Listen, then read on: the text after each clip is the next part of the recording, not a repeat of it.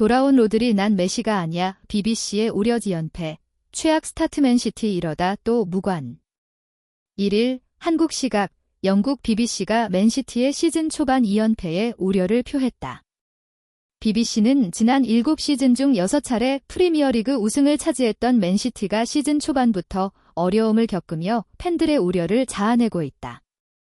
지난 시즌은 펩 과르디올라 감독 체제에서 단 2번째로 무관에 그친 시즌으로 일시적인 부진으로 평가받았지만 이번 시즌도 회복의 기미를 찾기 힘들다고 직격탄을 날렸다. 지난 시즌엔 팀 안팎을 둘러싼 이런저런 문제들이 많았다. 115개 항목에 달하는 클럽 관련 감사, 과르디올라 감독의 미래에 대한 루머, 핵심 미드필더 로드리의 부상 등 악재가 이어졌다. 하지만 약 3억 3천만 파운드에 달하는 이적 시장 투자로 재도약을 선언한 맨시티는 현재 프리미어리그 최악의 시즌 출발을 기록하며 2004에서 2005 시즌 이후 최저 성적을 경신했다.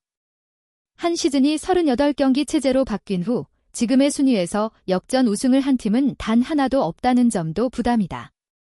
맨시티는 31일 한국 시각 잉글랜드 프리미어리그 EPL 3라운드 브라이턴 원정에서 후반 2골을 내주며 1대2로 패했다. 경기 초반 시티는 강한 주도권을 쥐고 브라이턴의 찬스를 봉쇄했고 홀란드가 100번째 프리미어리그 경기에 나서 88번째 골을 넣으며 좋은 활약을 펼쳤다. 하지만 후반 중반 이후 브라이턴의 교체 카드들이 빛을 발했고 분위기가 완전히 바뀌었다. 후반 22분 브라이턴 제임스 밀러가 페널티킥 동점골을 넣고 후반 44분 그루다의 극장골로 경기를 뒤집었다. 맨시티의 1대2패. 토트넘전 0대2 패배에 이은 2연패. 3경기에서 1승 2패로 리그 8위로 주저앉았다. 펩 과르디올라 감독은 경기 직후 전반 1시간 동안 우리는 훌륭했다. 하지만 실점을 한 뒤 경기 흐름을 잊고 말았다. 결과에 대해 너무 생각했고 제대로 된 플레이를 하지 못했다. 고 경기 후 소감에서 밝혔다. 그는 시즌은 이제 시작일 뿐이며 남은 시간이 많다. 지켜볼 것이라며 선수단에 대한 믿음을 내비쳤다. 하지만 과거 역사를 돌아봐도 초반 2경기에서 패한 후 우승을 이룬 팀은 1992에서 1993 시즌 맨유가 유일하다. 전 첼시 미들즈브러 골키퍼 마크 슈워저는 과르디올라 감독과 팀에 대한 의문점이 많다. 과르디올라는 이런 상황에 익숙지 않고 상황은 점점 더 어려워지고 있다고 진단했다. 지난 시즌 부진의 핵심 원인은 에이스 로드리의 부상이었다. 2024년 발롱도르를 수상한 로드리는 작년 9월 십자인대 부상으로 1년 가까이 이탈했다. 부상이 있던 기간 동안 로드리가 선발 출전한 경기에서 시티는 단 한 번 패했고 로드리는 맨시티에서 가장 중요한 키플레이어로 인정받아왔다.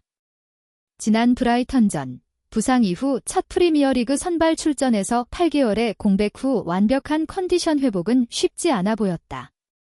로드리는 나는 메시가 아니다. 내가 돌아왔다고 해서 혼자서 팀을 계속 이기게 할 수 없다. 축구는 팀 스포츠다.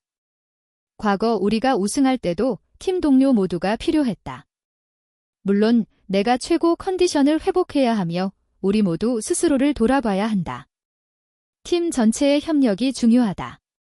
A매치 휴식기 이후 우리가 훨씬 나아질 수 있길 바란다며 팀 전체의 단결을 강조했다.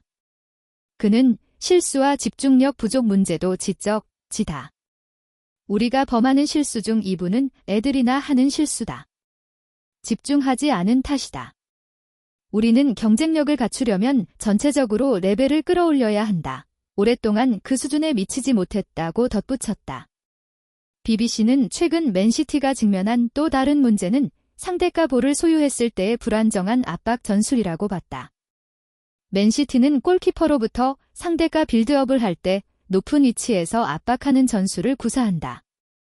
공격형 풀백들에게 넓은 지역을 커버하며 압박 임무를 부여한 것이 오히려 상대팀에게 측면 공간을 허용하며 기회를 주는 모습이 반복됐다. 토트넘의 첫 골과 브라이턴의 두 번째 골 모두 맨시티 공격수가 상대 수비수를 촘촘히 압박하지 못한 상황에서 상대팀 측면 선수가 몸을 돌려 전방으로 직접적인 패스를 찔러 넣었다. 토트넘전에선 네이선 아케가 브라이턴전에선 리코 루이스가 깊게 내려서며 맨시티 풀백을 끌고 다녔다.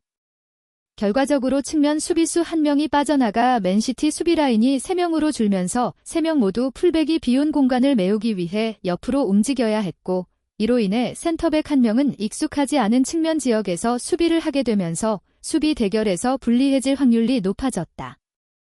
상대팀 선수들은 이렇게 흩어진 3명의 수비수 사이 빈 공간을 창출해 골 기회를 만들었다고 분석했다.